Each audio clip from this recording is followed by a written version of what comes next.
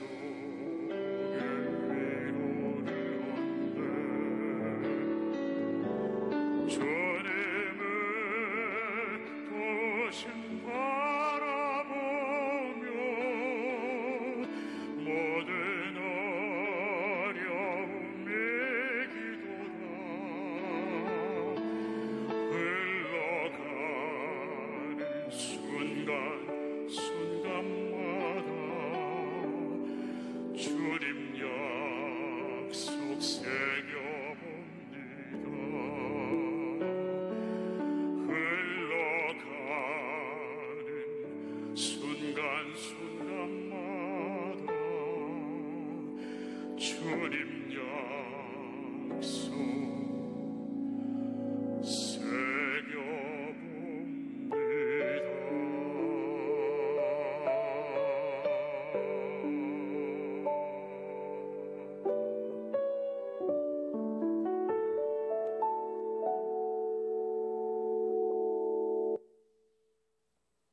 할렐루야.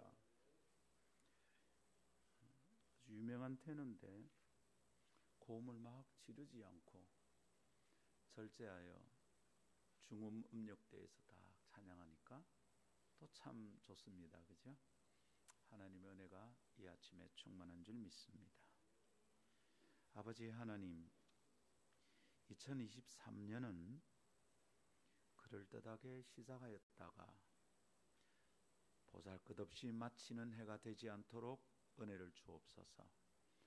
혹시나 하였다가 역시나로 끝나지 않게 하옵소서. 희망을 심습니다. 눈에 보이는 것이 여전히 아무것도 없어도 저희는 희망을 심겠습니다. 하나님, 이 고백을 드리며 말씀 앞에 섭니다. 황폐한 땅에 그 땅에서 어떻게 번성하며 충만하리라. 그 약속을 받을 때 노아가 괜찮았는데 어떻게 그것을 편안하게 받았던 것인지, 괜찮았던 것인지 오늘도 다시 묵상하며 희망이 무엇인지 붙들고 희망하는 사람들 되고 싶습니다. 희망을 심는 사람들 되고 싶습니다. 부디 하나님께서 저희를 포기하지 않으시고 저희에게 희망을 걸고 끝까지 저희를 붙잡아 주시는 줄 믿고 나아가는 성도들 되게 하옵소서. 하나님, 이 아침에도 주의 말씀을 붙듭니다. 오셔서 말씀하시고 주님의 뜻을 드러내시며 사람의 생각이, 나약함이, 고집이, 부정적인 뜻이 떠나가는 하나님의 말씀이 이기는 순간이 되게 하옵소서. 주 예수님 이름으로 기도하옵나이다. 아멘. 할렐루야. 우리는 지금 희망을 심는 사람이 아름답습니다. 이런 주제 강론을 계속 나누고 있습니다. 오늘은 희망이 가능성을 넘은 인내다. 이런 주제로 하나님의 말씀을 나누고 싶습니다. 여러분, 새해가 시작돼서 뜻을 품고 목표를 정했는데 어떻습니까? 석주간째입니다. 이루어지고 있습니까? 이제 2주간이 지나고 석주간째를 맞이했는데 여러분이 연초에 세웠던 목표, 마음에 품었던 꿈이 어떻게 진행되고 있습니까? 몇 가지는 이루어지고 몇 가지는 몸에 습관이 되고 있는지요? 아이고 목사님, 작심삼일 아니겠습니까? 연초인 다 혹시나 시작했다가 연말에 역시나로 끝나는 게 우리네 인생 아닙니까? 그럼 희망은 뭡니까? 희망을 가지자는 말은 무슨 뜻일까요? 희망 있는 줄 생각했는데 아무것도 없는 거잖아. 희망하는 것이 참 힘들구나. 여러분, 이럴 때 쓰는 요즘 말이 있죠. 희망 고문 들어보셨습니까? 이루어지지 않는다는 것을 알면서도 안 이루어지는데도 불구하고 상대를 기대하게 만들어서 고통을 준다는 뜻. 이게 이제 희망 고문이라는 말의 뜻 아니겠습니까? 거짓된 희망을 주는 것은 정말 잔인한 고문일 겁니다. 안 되는 것을 자꾸 전다고 꼬드기는 것은 사기꾼들이 하는 이야기 아니겠습니까? 여러분, 그렇다면 홍수 이후에 홍수로 쓸려간 땅을 보여주면서 이 땅에서 생육하고 번성하는 것이 가능하다라는 하나님의 약속은 어떨까요? 주님은 그 땅에서 생육하고 번성하라 했잖아요. 가능하다는 말이잖아요. 이거 희망 고문 아닙니까? 그 약속을 기반으로 우리는 어떤 꿈을 그려볼 수 있겠습니까? 노아는 뭘 꿈꿔야 되겠습니까? 그냥 흰 수염 난 어떤 이야기 속 할아버지의 한 에피소드라면 재미로라도 들어봐 주겠습니다. 와, 그런 얘기가 있었단다. 디즈니 영화에 나오는 이야기라면 한번 들어봐 주겠습니다. 그런데 그것이 내가 살아내야 될 현실이라면 괜찮겠습니까? 싹 다 쓸어버렸는데 거기서 가능하다, 생육하고 번성할 수 있다, 올해는 다르다 얘기한다면 여러분 괜찮겠습니까? 그냥 세탁소도 없애버리고 그냥 막 차도 없애버리고 그냥 푸드트럭이나 끌고 다니라, 여기에 무슨 희망이 있다, 가능하겠습니까? 하던 사업은 와장창 하고 내 주변의 사람들도 사라지는데 여러분은 거기서 뭐가 괜찮을 것 같습니까? 남의 얘기면 괜찮은데 그게 내 얘기가 되면 그래도 괜찮습니까? 즐기던 것이 다 사라져버린 세상에 무슨 재미가 남아있다고 희망할 수 있겠단 말입니까? 새롭게 시작한다면 가능하겠다 싶은 자원이나 좋아 보이는 어떤 것이 남아 있어야 될 것 아닙니까? 내가 말하면 말이 통하고 알아들을 만한, 함께 일어날 만한 사람이 있어야 되지 않겠습니까? 그런데 아무것도 남아있지 않는 그 땅에서 어떻게 희망할 수 있단 말입니까? 여러분 괜찮습니까? 이 설교 또 저 위에 붕 뜬 어떤 이야기로 듣는다면 올해 우리 또 똑같을 겁니다. 이 말씀이 내 삶으로 튀어나와서 나의 현실에서 이 말씀이 실행된다면 여러분 그래도 괜찮습니까? 오늘 하나님의 말씀이 잔인한 희망 고문이 되지 않아야 되겠는데 여러분 어떤 희망으로 이 두 주간을 살아냈습니까?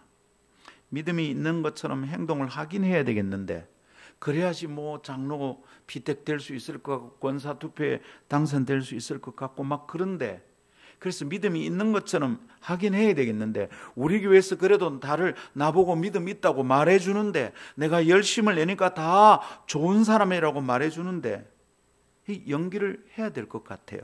근데 그 연기를 하다가 어디선가부터는 실제의 삶이어야 하잖아요. 여러분 어디서부터 내 현실이어야 할까요? 우왕좌왕합니다. 쓸어가 버리고 여기서 생육하고 번성하라, 어디서부터 주님 말씀하십니까? 헷갈립니다.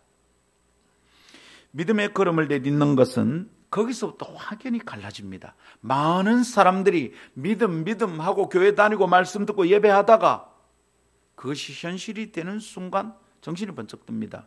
그리고 거기서부터 진짜 배기와 가짜들의 길이 갈라집니다. 많은 사람들이 그때 막 떠납니다. 흔들립니다. 사람마다 그 즈음에서 현저하게 달라집니다. 이야기 속에서 현실로 튀어나올 때부터 이제 더 이상 연기하듯 살 수 없거든요. 설교 들을 때 듣던 아멘 하던 태도로 더 이상 살 수 없잖아요. 내 돈이 개입되고요, 내 시간을 쏟아야 하는 지점에서 그 사람의 믿음은 티가 나기 시작합니다. 그때부터 진짜로 믿을 것인지 그럴듯한 말을 하며 적당히 시간을 때울 것인지 선택해야 합니다. 목사는 그때가 2023년이라고 말하고 있는 중입니다. 올해부터는 더 이상 그럴듯하게 연기하고 말하듯이 살 수 없다고 얘기하는 중입니다. 우리에게 지금 희망이 진짜로 필요하고 우리는 현실의 희망 찾아내고 믿음으로 도전해야 된다, 이 얘기를 하고 있는 중입니다. 1월 내내 그런 이야기를 강론에서 풀어내려는 것입니다. 여러분 어떻습니까? 두 번의 메시지를 들으면서 두 주간 동안의 여러분의 삶에 변화가 시작됐습니까? 작년에 안 하던 게 새롭게 시작되는 희망이 있습니까? 나는 안 되는 거라고 정해놨었는데 이미, 그래서 오랫동안 안 했는데 말씀을 듣는 즉 희망이 생겼어. 나가 다시 믿음으로 희망을 심고 있는 일이 시작됐습니까? 생겼습니까? 그렇지 않다면 여러분 위험합니다. 올해도 또 똑같을 겁니다. 우리 1월 내내 이 말씀을 나누는데 정신 차리고 말씀을 듣고 말씀이 현실 속으로 튀어나오는, 그래서 현실 속에 믿음이 샘솟는, 희망이 구체적으로 심기는 한 해가 되기를 축복합니다. 목사의 목회 현장에 머무는 성도들이 희망을 품은 믿음으로 이제는 더 이상 적당한 이야기 속에서 머물지 않고 믿음 있어 보이는 대화 속에서 튀어나와서 살아내기를 요청하고 갈망합니다. 이미 지난 주일 강론으로 여러분 그 일이 가능했을까요? 그랬다면 감사할 일입니다. 그러나 만일 아직 아니라면 그날이 오늘이기를 기대하고 축복합니다. 그 기도와 믿음을 다하여 오늘 강연을 준비하고 마음을 쏟았습니다. 오늘은 희망이 눈앞에 보이는 가능성에 대한 설명이 아니다. 희망이란 눈앞에 보이는 가능성에 대한 정의 아니다 라는 얘기를 붙들고 씨름하고 싶습니다. 다음 세 가지 생각을 정돈하며 하나님 말씀함으로 이행해 보도록 합시다. 첫 번째, 희망은 눈에 보이는 가능성이 아닙니다. 오해를 하나 깨뜨려야 된다 이 말입니다. 두 번째, 희망은 심고 기다리는 인내입니다. 세 번째, 희망은 마침내 안식을 가져다 줍니다. 세 가지 말씀을 나눌 때 정신이 번쩍 들고 가슴에는 희망이 꼽히게 되기를 기대합니다. 첫 번째 따라합시다. 희망은 눈에 보이는 가능성이 아닙니다. 네, 희망이 있다 혹은 희망이 없다고 말하기 전에 희망에 대해서 내가 오해하고 있는 것은 아닌지 생각해 보자는 거죠. 무엇을 내가 희망이라고 말하는지 생각하는지, 어떤 상태를 희망 있는 상태라고 여기는지에 대한 오해가 있는 것 같아요. 그래서 희망이 없다 말하기도 하고 희망이 있다 말하기도 하는 것 같습니다. 오늘은 그 오해를 불식시키며 시작해 봅시다. 희망은 눈에 보이는 가능성이 아닙니다. 이것과 관련된 심각한 오해를 깨부셔야 되겠습니다. 할렐루야. 자, 노아 얘기를 다루면서 우리는 이 주제를 묵상하고 있는 중입니다. 다시 노아 얘기로 들어가 봅시다. 홍수로 쑥대밭이 된 세상 앞에서 노아는 뭔가를 시작합니다. 묵묵히 농사를 다시 시작합니다. 그 노아에게서 우리는 희망을 보는 게 뭔지, 어떤 형편의 희망이 보이는 상태인지 다시 생각해야 되겠습니다. 그래야 2023년에 제대로 된 희망으로 출발할 수 있겠다, 새 출발이 가능하겠다 싶습니다. 할렐루야. 생각해 봅시다. 희망에 대해 이야기하는 사람들과 대화를 한 적이 있는지, 그때 어떤 생각이 들었는지 한번 생각해 봅시다. 자, 희망에 대해 이야기하는 사람들은 주로 이런 얘기를 합니다. 이번에는 될 것 같아. 이번만 도와주면 분명히 일어설 것 같습니다. 이번은 지난해와는 완전히 달라 보여요. 시작이 좀 다릅니다. 빛이 보입니다. 가능성이 보여요. 이번에는 됩니다. 대체로 이렇게 희망을 말합니다. 희망이 있다고 말할 때 사람들은 이런 투의 이야기를 합니다. 뭐죠? 가능성이 있다는 겁니다. 가능성이 보인다는 겁니다. 작년까지는 답답했는데 이번에는 길이 보인다는 겁니다. 눈에 보이는 형편이 점점 나아지고 있다는 뜻이지요. 보라는 겁니다. 이게 가능성이 있지 않냐 이 말입니다. 그래서 우리는 희망이라는 것에 대하여 그렇게 이해하고 있습니다. 희망은 눈에 보이는 가능성이다. 세상이 다 그렇게 얘기합니다. 그 눈에 보이는 가능성이 있어야 희망을 보고 투자를 합니다. 투자자를 찾을 때 우리는 눈에 보이는 무슨 가능성을 보여줘야 됩니다. 적어도 내 계획서 자체는 가능성이 있다는 걸 설득해내야 됩니다. 그래야 투자를 받을 수 있습니다.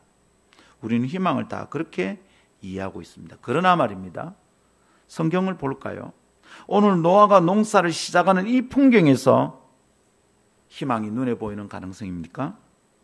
돌멩이들이 마구 굴러다니는 밭, 아니 이전에는 거기가 밭이었다는 무슨 흔적이라도 남아있습니까?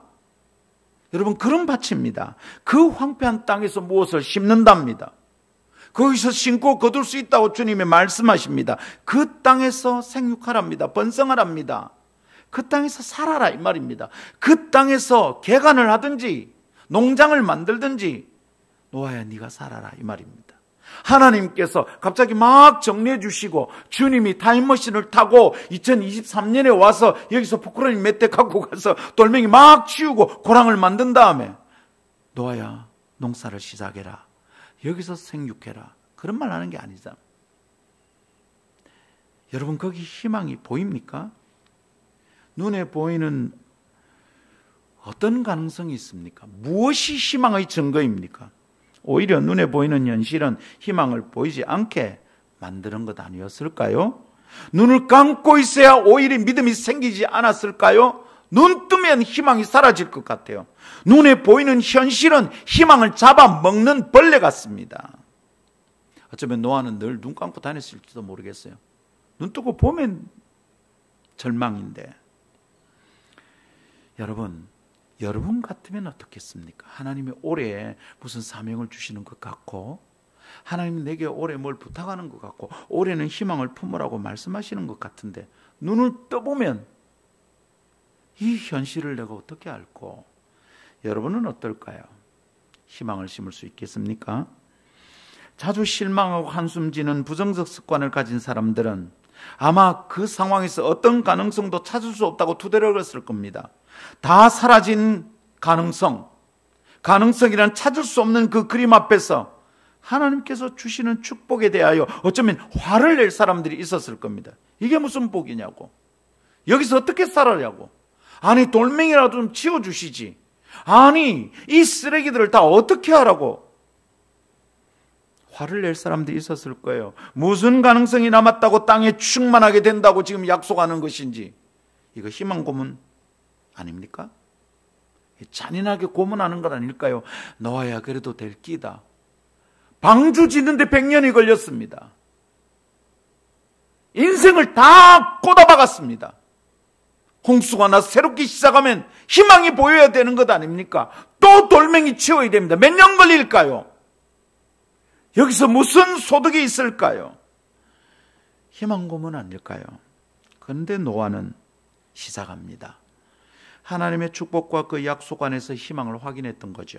그리고 농사를 시작합니다. 심기를 시작합니다. 무슨 가능성을 보며 시작하였겠습니까? 그에게 희망이 있었다는 것은 알겠습니다. 심는 걸 보니. 그런데 그 희망이 도대체 뭐라는 말입니까? 눈에 보이는 가능성이 희망이라면 노아에게 그 가능성이 보입니까? 한 가지 분명하게 깨닫는 것은 성경이 말하는 희망, 우리가 알고 말하던 희망과 다르다는 거예요. 성경이 말하는 희망이란 적어도 눈에 보이는 가능성에 대한 정의가 아니라는 겁니다. 물론 여러분 눈에 보이는 가능성이 있어 희망을 찾아내는 것은 좋은 일입니다. 그건 틀린 것도 아닙니다.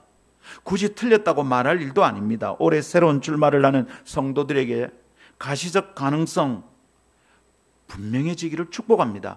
여러분이 하는 일 속에서 하면 할수록 가능성이 자꾸 보이기를 바랍니다. 그거 바라는 거 죄도 아닙니다. 우리는 그래야 뭘 시작할 것 같은 사람입니다. 그러나 그럼에도 불구하고 혹시 여러분 희망을 오해하고 있다면 조심해야 합니다. 우리 희망을 오해하지 맙시다. 성경은 눈에 보이는 가능성 속에서만 희망을 찾을 수 있다고 말하지 않습니다. 그런 것이 희망이라고 성경이 약속하지도 않습니다. 그래서 생각을 똑똑하게 해야 되겠습니다. 그러면서 저를 생각하니까 희망 고문이란 하나님이 노아에게 하는 게 아니라 하나님이 나에게 하는 게 아니라 희망 고문은 내 속에서 시작되는 거 아닌가? 꿈이 많은 거죠. 하나님 한 5년 뒤에는 이제 여기가 가득 차고 예배당을 지을 수 있겠죠. 막 그러고 교인들에게 선포합니다. 예배당 짓습니다. 5년 뒤에 건축원금 많이 하십시오. 사기꾼의 수법하고 비슷한 것 같아. 내가 은퇴할 때쯤에는 지금 타고 다니는 카렌스를 막 카니발로 바꿀 수 있을까요? 꿈이 있어요, 여러분. 예. 금요일날 그냥 대구 갔다 오면서 김지수하고 둘이서 앞에 지나가는 차들을 보면서 싹 지나가는데 제네시스 SUV가 지나가는 거예요. 제가 말했습니다. 김지수님, 저는 다음 차는 세 가지 중에 하나가 되기를 바라거든요. 내가 좋아하는 차는 세 가지 중에 하나입니다. 1번, 아내가 너무 좋아하는 카니발. 2번 그 디스커버리 랜드로버의 그 디스커버리 있거든요. 뒷문 요렇게 사각 아니고 요렇게 된 그 차 저희 외국에 살 때부터 제가 너무 좋아했거든요. 그 차 세 번째 희망은 제네시스 SUV. 막 그 얘기를 둘이 사고 내렸어요. 그죠? 그걸 얼마나 길게 얘기했는지 모릅니다. 희망이 있습니다. 근데 이거 희망 고문 아닌가? 희망 고문은 어쩌면 내 속에서 시작되는 것 같아. 우리 아들 막 이렇게 되면 좋겠어. 우리 딸 저놈은 공부를 잘하니까 막 고등학교 2학년 나이 대학을 갔으니까 저거 동기들 대학 마칠 때 지는 대학원 석사같이 마치겠지. 미국 보내야지. 박사 만들어가. 이야, 대한민국에 막 진짜 기독 여성 인재 만들어야지. 그래 되면 좋겠다. 어릴 때부터 제가 막 천재소녀 김나혜랑 막 이랬다고요. 희망 고문이야. 애가 얼마나 힘들었을까? 나는 얼마나 힘들었을까? 우리 아들 신문방송학과 갔다. 왜 보냈습니까? 대한민국에서 주목받는 PD 만들고 TV 프로그램 만들면 사람들이 그 프로그램 보다가 막 예수 만나고 이렇게 되길 기대했어. 희망 고문. 어쩌면 여러분, 아니 우리 아이들이 하잘 것 없는 애들이 이 말 아닙니다. 하나님이 그 아이들에게 거는 희망은 내가 거는 희망과 같냐 이 말이죠. 많은 경우 희망 고문은 하나님이 하시는 게 아니고 내 속에서 시작되는 거죠. 희망하지 말아야 될 것을 희망한다면 그건 이루어질 수 없는 거잖아요. 하나님이 약속하지 않은 것을 내가 희망한다면 그건 깜깜한 겁니다. 그럴 때 나는 나를 고문하는 것이죠. 여러분, 하나님의 사람들의 이야기를 살펴보면 반드시 가능성이 있어야만 희망하는 것이 아니더라고요. 가능성이 희망의 전제 조건이 아니더라 이 말입니다. 오히려 가능성과 상관없이 하나님에 대한 믿음을 가지는 것이 희망의 뿌리더라고요. 대표적인 예가 누굽니까? 아브라함입니다. 오늘 우리가 읽은 로마서 4장 18절 우리 다시 한번 더 읽어볼까요? 여러분, 이 말씀을 가만히 보면서 아브라함에게 무슨 희망이 있는지를 한번 보십시오. 오입사님 보여주실래요? 네, 아니 영어까지 달린 것을 한번 보여주십시오. 아브라함이 바랄 수 없는 중에 바라고 믿었으니 이는 네 후손이 이 같으리라 하신 말씀대로 많은 민족이 조상이 되게 하려 하심이라. 여러분, 여기 보면 아브라함이 바랐습니다. 바라는 게 뭐냐면 hope입니다. hope. 아브라함이 in hope believed. 희망을 품고 하나님을 믿었다 이 말입니다. 네, 그죠? 네. 그런데 맨 앞구절이 뭐냐면 against all hope. 모든 희망과 반대되게 모든 희망이 없는데 믿었답니다. 희망이 없는 중에 모든 희망이 다 사라졌는데 믿었다 이 말입니다. 아브라함은 희망을 품었습니다. 그런데 아브라함은 가능성과 상관없이 하나님을 믿으면서 그 희망 안에서 하나님을 믿었고 그 믿음 안에서 희망했다 이 말입니다. 하나님이 아브라함에게 약속을 하셨어요. 하늘의 별을 봐라. 네 후손이 저 하늘의 별처럼 많을 것이다. 이렇게 약속을 했다고요. 여러분, 이거 희망할 만했을까요? 이 약속을 받았을 때가 도대체 몇 살 때인데 눈에 보이는 가능성이 있었을까? 지금 제가 묻고 있는 중입니다. 여러분 같으면 그러면 믿었을까? 이 말입니다. 그럴 수 있다면 아브라함에게 얼마나 좋았겠습니까? 희망이 보이는, 눈에 보이는 가능성이 있다면 얼마나 좋겠는지. 여러분, 100살이 다 돼가는 할아버지에게도 아들이 생길 수 있다는 희망이 있다면 막 날아다닐 것 같습니다. 그렇지만 같이 늙어가는 90세 넘은 아내에게서 아들을 얻을 수 있을까요? 예를 들면 제가 이런다고 생각해 보십시오. 내가 60대 이제 중반에 들어서는데 늦둥이 하나 보고 싶다. 아내가 고기를 들고 갑자기 저를 째려봅니다.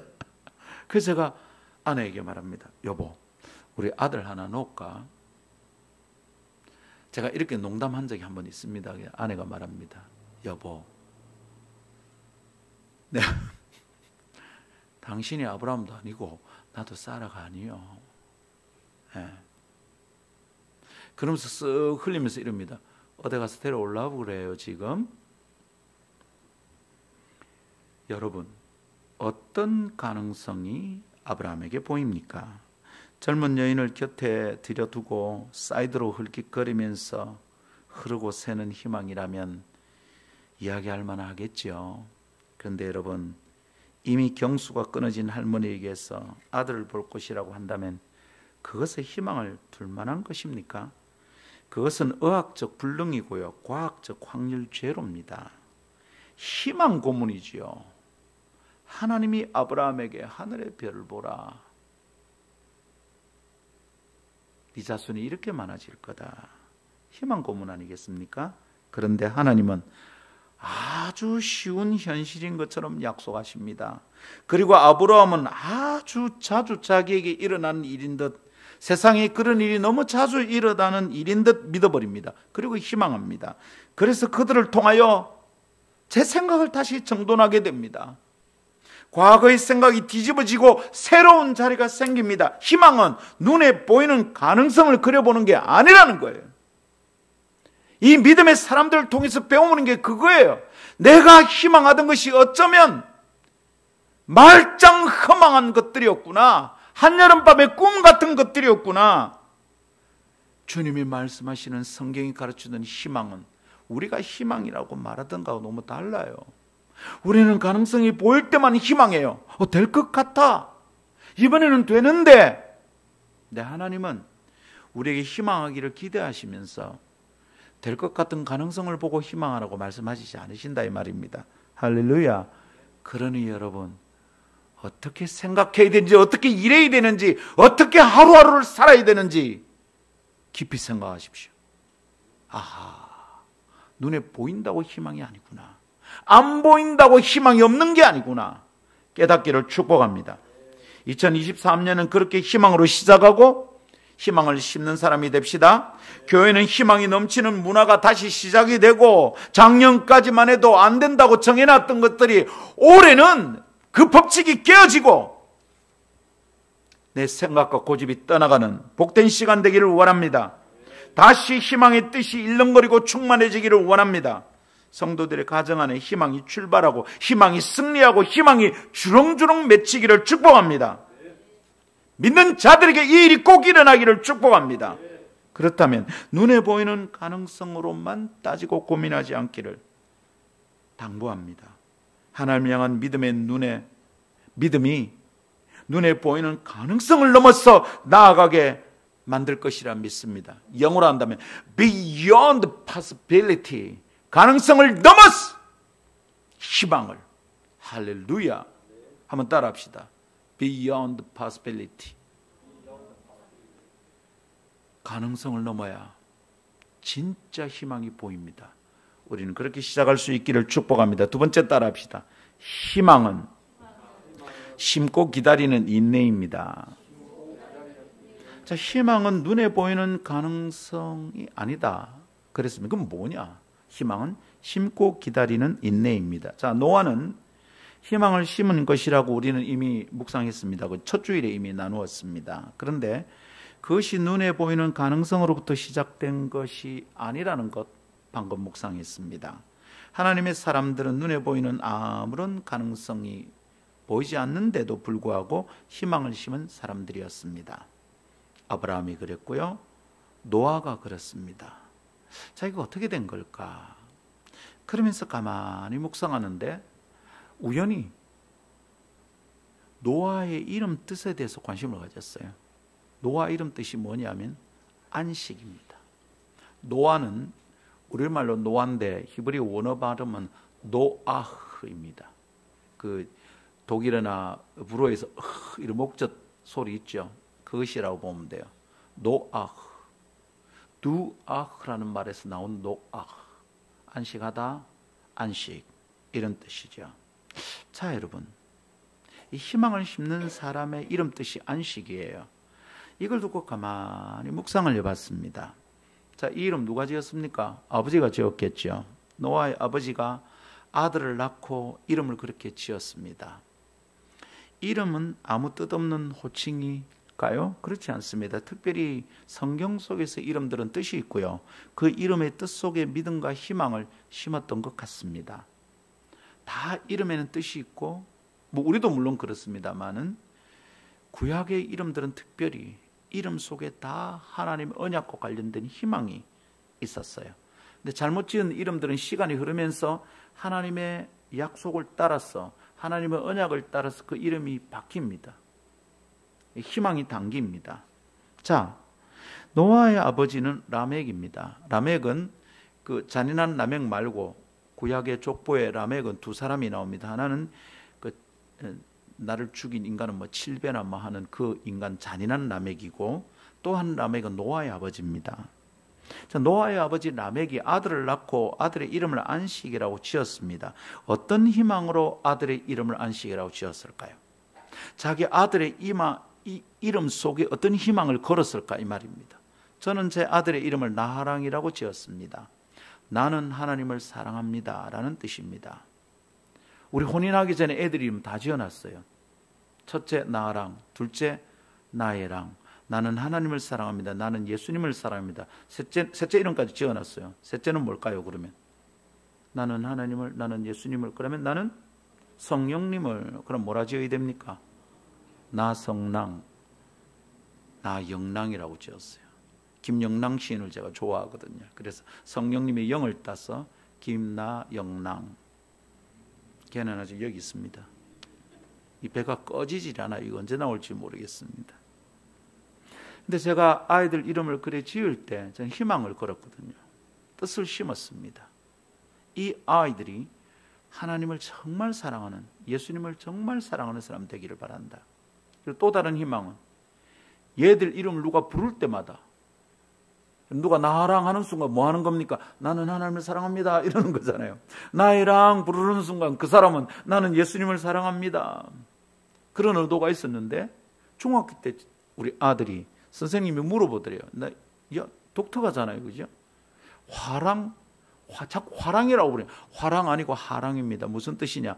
나는 하나님을 사랑합니다. 그런데 이 선생님이 뭐랬냐면 이랬대요. 그럼 내가 네 이름 부를 때마다 내가 나는 하나님을 사랑합니다라고 말하는 거네? 돌아서 얘기하는데, 그게 아빠가 네 이름 속에 담은 희망이다, 뜻이다. 라멕이 아들의 이름에 안식이라고 이름을 붙여서 무슨 희망을 심었을까요? 우선 쉽게 묵상하며 깨닫는 뜻은 라멕이 안식을 보고 싶었던 것이겠죠.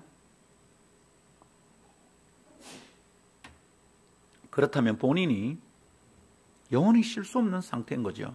영혼이 매우 고단했던 것 같아요. 그래서 내 영혼이 좀 안식하고 싶다, 이런 소원을 담았을 것 같습니다.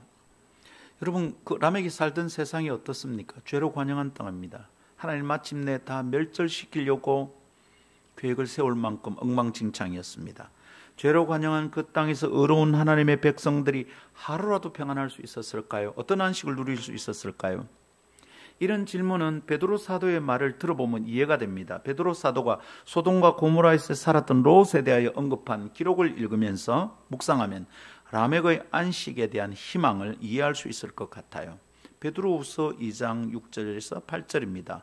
소돔과 고모라 성을 멸망하기로 정하여 제가 되게 하사, 베드로가 한 말입니다. 후세에 경건하지 아니하는 자들에게 본을 삼으셨으며 소돔과 고모라를 쓸어버리면서 후대에 본을 남기셨다 이 말이죠. 무법한 자들의 음란한 행실로 말미암아 고통당하는 의로운 롯을 건지셨으니, 잘 보십시오. 그 악한 세대 안에서 의인이 고통당하고 있었다 이 말입니다. 이는 이 의인이 그들 중에 거하여 날마다 저 불법한 행실을 보고 들으므로 그 의로운 심령이 상함이라. 안식이 어디 있습니까? 너무 고단했던 롯을 베드로가 이해했습니다. 어지러운 세상 속에서 의로운 사람이 당하는 고통을 베드로는 짐작할 수 있었던 거죠. 아마도 베드로 사도 본인도 살고 있는 그 땅에서 보는 세상의 불의함에 대하여 날마다 절망하고 기도할 때마다 눈물이 나고 고통했을 겁니다. 그래서 롯의 형편을 잘 이해하게 되었겠다 싶습니다. 신학에서 롯을 이렇게 이해하고 해석한 경우가 여기 유일합니다. 여러분, 롯이 그 세상에서 무슨 가능성을 봤을까요? 말이 안 통해. 자기 사위들에게 하나님 멸망시킨다 이랬더니 장인 농담합니까? 이랬던 세상이야. 말이 안 통해 영적인 대화를 할 수가 없었어요. 아십니까 여러분? 영적인 경험이 없는 사람들과 영적 대화를 나누는 것은 벽치기 하는 것 같습니다. 희망이 다 사라집니다. 그런 사람들과 얘기하면 가슴이 아파서 견딜 수가 없습니다. 도무지 내 말을 알아듣지를 못합니다. 엉뚱한 핑계가 돌아옵니다. 니하고 말이 안 통하구나. 너무너무 아픕니다. 누구하고 얘기를 하지? 누구하고 내 마음에 있는 눈물을 나누지? 누구에게 내 영혼의 고통을 설명하고 함께 울 수 있지? 누구하고 이 기도를 같이 하지? 누구하고 우리 교회의 아픔을 나누지? 힘들고 고통스럽지만 이 교회를 계속 유지해야 될 이유를 붙들고 있는데 누구하고 이 얘기를 나누지? 다 눈에 보이는 형편만 얘기하는 사람들 속에서 힘들었을 겁니다. 롯이 그랬다고 베드로는 이해했고 해석했습니다. 라멕은 어땠을까요? 참 힘들었을 겁니다.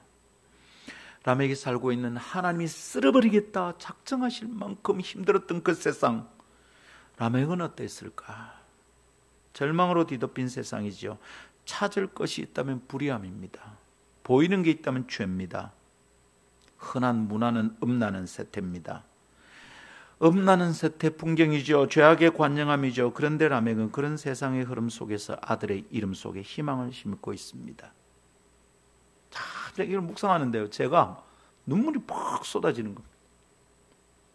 그러면서 제 마음을 붙잡았습니다. 예, 주님, 포기하지 않겠습니다. 또 희망을 심겠습니다. 함께 합시다, 여러분. 도와주십시오, 여러분. 목사 혼자 할 수 있는 일이 아닙니다.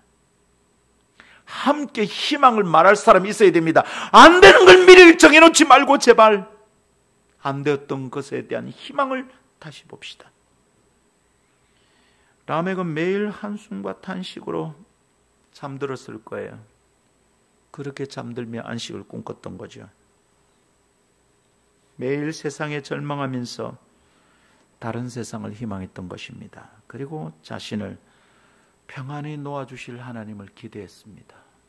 그래서 안식이라고 지은 거죠. 하나님이 이렇게 이 눈물의 기도, 이 고통스러운 시대를 보며 중보하는 이 눈물의 기도, 하루도 쉴 수 없습니다. 이렇게 엎드려서 눈물 흘려야 되는 나, 하나님 언제쯤 나를 평안히 놓아주시겠습니까? 성전에서 매일 눈물로 기도하다가 아기 예수가 할례 받으러 오는 것을 만났던 그 노인이 말했죠. 주 제시여 이제 나를 평안히 놓아주시는군요. 희망을 얼마나 오랫동안 품고 있었을까요? 근데 하나님이 놓아주실 날을 기대했던 거예요. 라멕이 그렇게 기도했던 겁니다. 아들 이름 속에 안식을 희망으로 심었습니다. 여러분, 여러분의 아들 속에 무슨 희망을 심습니까? 여러분의 아버지는 여러분 속에 무슨 희망을 심었었을까요? 아버지는 내 이름에 심었던 희망으로 지금 안식하고 있을까요? 여러분은 여러분의 아들과 딸 속에 심었던 희망, 그 이름 속에 있는 뜻으로 지금 안식하고 있는 중입니까? 라멕은 어땠을까요? 그러다가 자기 아들이 하나님의 신탁을 받는 것을 봤습니다. 그 어지럽고 타락한 세상을 정돈하시겠다는 하나님의 뜻을 자기 아들 노아가 확인합니다. 라멕이 가슴이 뜁니다. 그렇지, 이 죄악을 늘 보아야 되는 이 고통으로부터 내가 노임을 받을 날이 이제야 오는구나. 그렇지, 그랬을 겁니다, 여러분. 그리고 방주를 짓기 시작하는 아들을 보았습니다. 여러분이 그 구약의 연대기를 가만히 살펴보면 방주 짓고 있을 때 라멕이 살아 있었습니다. 라멕의 가슴에 희망이 용솟음치지 않았을까요? 주님이 내 기도를 무시하지 않으셨다. 내 기도가 드디어 응답될 것 같아. 망가진 땅의 회복을 기대했을 것 같아요. 이 죄악이 쓸리고 여기에 하나님의 희망이 시작될 것을 기대했을 것. 그런데 아쉽게도 라멕은 방주를 짓는 것만 보다가 죽은 것 같습니다. 창세의 기록을 살피면 그의 나이를 고려하며 계산해 볼 때 그는 희망의 열매를 보기 전에 죽었습니다. 방주가 역할을 하며 어지러운 세상을 정리하시는 주님의 뜻을 눈으로 보며 다른 세상에 대한 희망을 확인하기 전에 그는 죽었습니다. 그렇다면 그에게 희망이란 무엇이었을까요?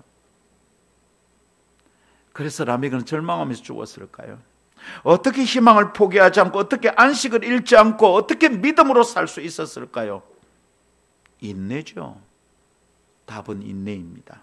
희망 고문 같은 하나님의 약속과 뜻을 붙들고 살아내는 그 세월을 견뎌내는 인내가 희망의 짝꿍입니다.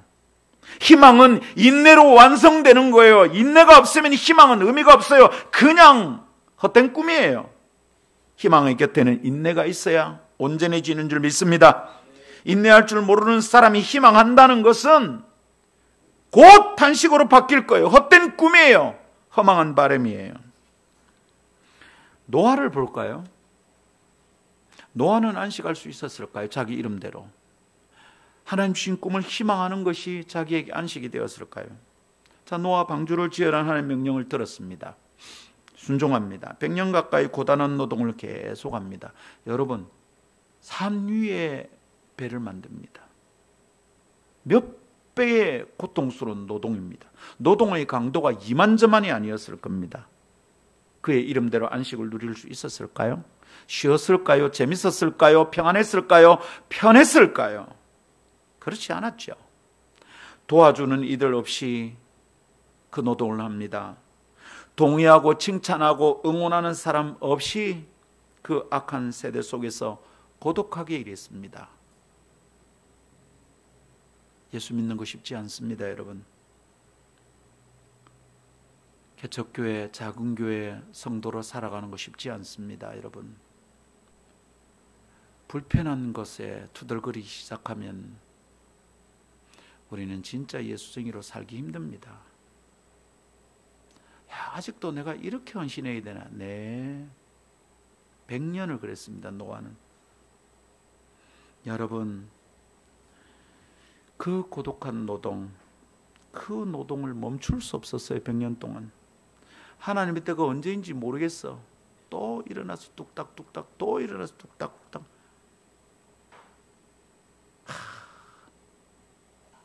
어느 날은 뭐 콜타를 바르는데 손에서 지워지질 않아. 요즘처럼 비누가 있습니까? 뭐가 있습니까? 고통스럽기 그지없습니다. 여러분들은 그런 노아의 삶 속에서 무슨 희망이 보입니까? 안식을 찾을 수 있겠습니까? 노아는 이름대로 살 수 없는가? 이거 어떻게 된 겁니까? 만일 인내가 없다면 노아의 삶에 안식도 희망도 없습니다.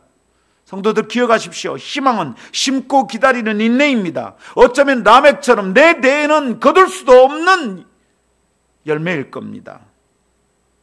희망은 심고 기다리는 인내입니다. 기도해서 내일 응답되지 않다고 투덜거릴 일이 아닙니다. 그러니 여러분, 바닥거리며 살지 않도록 합시다. 눈에 보이는 대로 판단하고 함부로 실망하지 않아야 되겠습니다. 이제 막 끝난 것 같다, 그런 말 할 일이 아닙니다. 긴 호흡이 필요합니다. 하나님의 뜻을 따라, 하나님의 호흡을 따라 숨쉬는 거룩한 습관이 필요합니다. 아브라함은 75세에 받은 약속이 100세가 되어서야 성취되도록 기다렸습니다. 눈에 보이는 어떤 가능성이 있었을까요? 혹시 해마다 사라의 몸이 점점 젊어졌을까요? 뭐 변화가 사라에게 자꾸 일어납니까? 피부가 점차 좀 젊어져서 탱탱해지기 시작했을까요? 옆에서 막 종들이, 그냥 여종들이 어이구 사라 몸이 갑자기 탱탱해져, 젊은 저보다 더 피부가 탱탱하네요, 뭐 그런 변화가 조금씩 일어났을까요? 그래서 하나님의 약속은 역시 희망스러운 것이야, 그렇게 말할 만했을까요? 천만에요. 다른 여인을 통해 아들을 낳아 대를 이으라고 쫄라대던 사라의 태도를 보면 사라 보민 스스로도 자신의 몸에서 어떤 가능성도 볼 수 없었던 거예요. 만일 그런 가능성이 보였다면, 여보 내 몸에 변화가 일어나, 엄마 이상해, 이거 봐, 내 완전 처녀대로 돌아가는 것 같이, 그랬다면 왜 다른 여인을 통해서 아들을 낳으라고 그런 바보 같은 짓을 했을까요? 사라는 스스로의 몸에서 어떤 가능성도 볼 수 없었어요. 시간이 아무리 흘러도 눈에 보이는 가능성이 없었어. 그런데 그 30년 가까이 아무런 변화도 아무런 가능성도 확인하지 않은 채 희망했다면 이게 도대체 뭡니까? 인내할 수 없었다면 그들이 희망의 열매를 거둘 수 있었을까요? 이삭을 받아들고 기쁨의 웃음을 웃을 수 있었을까요? 묵상이 여기쯤 이르렀을 때 하나님의 희망에 대하여 다시 생각하게 되었습니다. 그리고 하나님이 희망하시는 것에 대해서 생각하게 되었습니다. 하나님이 내게 주시는 희망, 그것을 생각하다가 하나님이 희망하시는 것을 생각하게 되었어요. 다른 건 다 놓아두더라도 저에 대해서 생각했습니다. 하나님은 김상건이라는 인간에 대한 희망이 가능했을까? 목사가 될 만큼 고르고 품위 있는 성품을 가진 사람이 아니라는 것을 저 스스로 잘 알고 있습니다. 저는 목사가 안 됐으면 한량처럼 살았을 겁니다. 엄청나게 제가 낭만적인 사람이거든요. 분위기 억수로 타는 사람입니다. 목사가 돼서 참고 있는 겁니다. 목사라서 못하는 짓이 되게 많습니다. 저 음악 너무 좋아하고요. 춤추는 거 좋아하는 사람입니다. 억수로 잘 노는 사람입니다. 고등학교 때 예수 믿지 않을 때 소풍 가면 저보다 잘 노는 사람 없습니다. 흥 제가 다 띄웁니다. 지금 이렇게 사는 게 저는 어떻게 된 건가 싶을 지경입니다. 저는 목사가 되기에 합당한 사람이 아닙니다. 그래서 본인이 먼저 절망할 때가 많습니다. 목사로 살아가다가 어느 날 확 놓아버릴까 싶은 마음이 쑥 들어올 때는 깜짝깜짝 놀랍니다. 이러다 큰일 나겠다 내가 스스로 절망할 때가 많습니다. 목사는 고사하고 여러분 예수쟁이가 될 만한 사람이기는 했을까요? 하나님이 착한 사람들 순서대로 부르시고 택하셨다면 저는요 카트라인에 들기도 어려웠을 거예요. 저는 착한 사람이 아니에요. 선한 의도가 그렇게 내 안에 있는가? 그렇지 않습니다. 내가 어떻게 예수 믿게 되었을까? 내가 어떻게 목사가 되었을까? 우리 집안은 우상숭배하는 집안이었는데 어떻게 2대째 돼서 예수쟁이가 나오는 예수쟁이가 이대로 연결되는 것만 해도 감사할 건데 2대째 목사가 나왔어요. 하나님은 엉망진창이었던 우리 가문, 우상숭배하는 우리 가문에서 목사 만들 희망을 어떻게 포기하지 않으셨을까? 10대에 그렇게 지멋대로 살던 소년 김상건을 포기하지 않고 붙들어서 목사 만들 수 있었을까? 하나님은 나 같은 인간에게 어떻게 희망을 품었을까?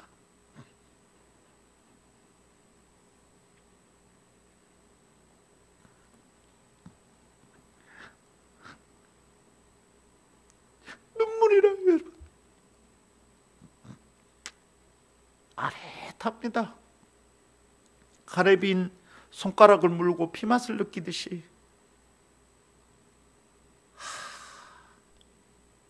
예수 피맛 진하다.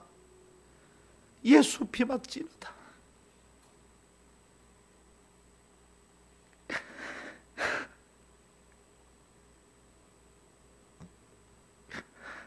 어떻게 하나님은 이런 인간을 포기하지 않으셨을까요?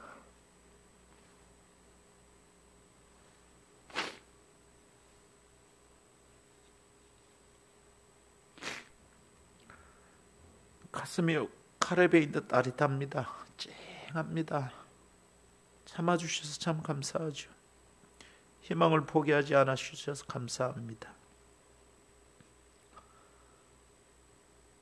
하나님이 인내하지 않으셨다면 하나님이 어떻게 저를 희망하셨을까요?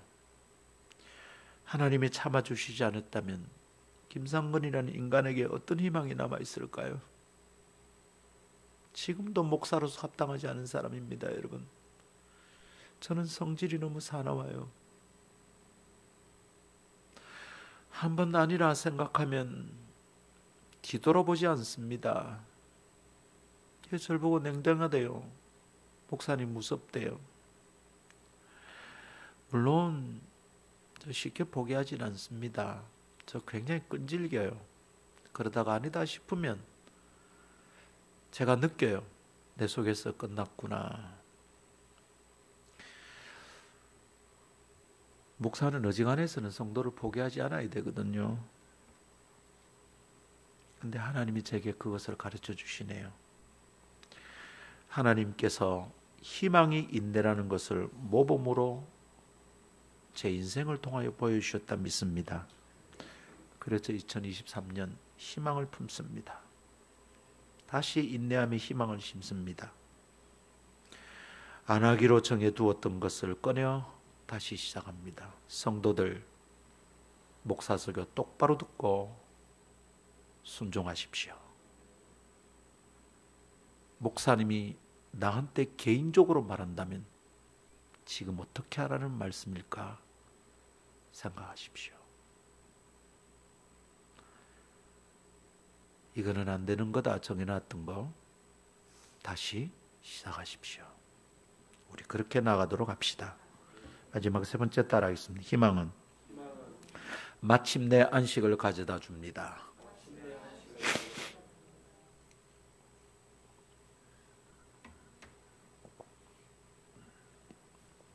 하나님의 약속 안에서 희망을 찾아낸 사람은 결국 안식할 수 있습니다. 노아의 이름이 안식이라는 것이 굉장한 증거라고 생각합니다. 하나님의 약속 안에서 희망을 붙들면 안식할 수 있습니다. 그러나 참 희망이 아니라면 안식이 가능할까요? 진짜 희망이 아니라면, 희망 고문이라면 늘 불안하지 않겠습니까? 희망이 너무 가느다랗다면 어떻게 안식할 수 있겠습니까? 그게 끊어질까 봐 전전긍긍하고 있노라면 희망한다는 것이 고문이지 않을까요? 안식이 다 사라질 것 같아요. 이게 너무 가느다래. 이게 될지 안 될지 모르겠어요. 그래 어때요? 내가 뭔가 열심히 해야 돼. 내가 더 잘해야 될 것 같아. 내가 잠을 줄이고 막 해야 될 것 같아. 내가 더 열심히 쫓아다녀야 될 것 같아. 그거 안식입니까? 내가 조금만 실수하면 다 사라질 것 같아. 올해 내가 막 한 길만 옆으로 가도 난 낭떠러지 떨어질 것 같아. 그 안식할 수 있습니까? 그래서 어떻게 안식할 수 있습니까? 내 속에서 창조된 희망이란 늘 그런 겁니다. 그런데 하나님이 내게 주신 희망이라면 편안히 손발 놓고 잠들 수 있고, 하나님이 사랑하시는 자인 잠을 주시는 도다, 이 말씀을 붙들고 푹 잠들 수 있을 것 같습니다.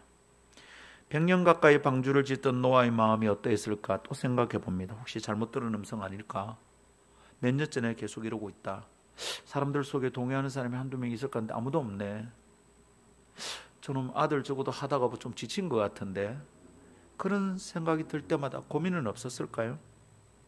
산 위에 짓는 배가 우스꽝스러워 보인 적은 없었을까? 이게 내가 뭐하는 짓인가?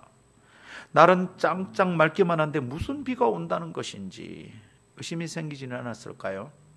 만일 그런 고민을 품고 방주를 짓고 있었다면 노아의 마음에 샬롬이 있었겠습니까? 안식이 있었을까요? 울퉁불퉁한 마음은 엉망진창이었을 겁니다. 그의 이름과 그의 현실은 너무도 어울리지 않았겠죠. 그러나 감사하게도 그가 찾아내서 붙던 희망은 참이었어요. 내가 잘 못한다고 사라질 꿈이 아니고 하나님이 딱 붙들고 계신 희망이었어요. 견고하게 앞을 비추는 분명한 빛이었습니다. 그래서 그는 안식 가운데 희망할 수 있었고, 희망 가운데 안식할 수 있었습니다. 그의 이름이 안식, 노아였다는 것을 기뻐했을 것 같습니다. 성도 여러분, 우리가 하나님을 기대하고 하나님 안에 있으면 내가 붙드는 희망이 참이 됩니다. 희망 고문이 아닙니다. 그때 불안함이 사라집니다. 평안이 옵니다. 안식이 시작됩니다.